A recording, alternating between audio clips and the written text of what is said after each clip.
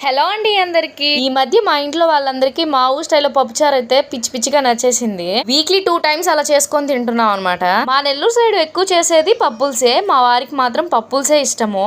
ఇప్పుడు మా వారికి నచ్చిన వంటల లిస్ట్ లో ఈ పప్పుచారు కూడా యాడ్ అయ్యింది అనమాట. ఇవరికి పప్పుచారు అంటేనే అసలు నచ్చేది కాదు మా వారికి, ఎందుకంటే మేము పులుపు చాలా తక్కువగా తింటాము. కానీ మా అత్తయ్య వాళ్ళు మాత్రం పులుపు కాస్త ఎక్కువగానే తింటారు. సో దానికి దీనికి చాలా డిఫరెంట్ ఉండేది. మేము పులుపు కాస్త తక్కువ తింటాం కాబట్టి. తినగా తినగా వేప కూడా తీయగుండును అంటారు కదా, అలాగా ఏమో గానీ నేను తినడం అలవాటు అయ్యేసరికి మా వారు కూడా బాగా అలవాటైంది ఈ పప్పుచారు. మా వారు నాకు చెప్పి అడిగి మరీ చేయించుకుంటున్నారు ఈ పప్పుచారు అయితే. కానీ ఈసారి పప్పుచారు అయితే చేయడం లేదు, నేను మునక్కాయ వేసి పప్పుచారు అయితే చేస్తున్నాను. నేను ఇదే ఫస్ట్ టైం అనమాట మునక్కాయ పప్పు వండడం. నాకు తెలీదు ఆ ప్రాసెస్, నేను ఎప్పుడు చూడలేదు. కానీ నా మైండ్ లో ఒకటి అనుకున్నాను అనమాట, సేమ్ అలాగే చేసేద్దాము అని. అదే దింపేశాను యాజ్ టీజ్ గా. మునక్కాయ పప్పు ప్రాసెస్ ఇంతేనో ఇంతే కాదో నాకు మాత్రం తెలీదు, కానీ నా మైండ్ లో ఉన్నట్టు చేశాను. టేస్ట్ మాత్రం బాగుంది.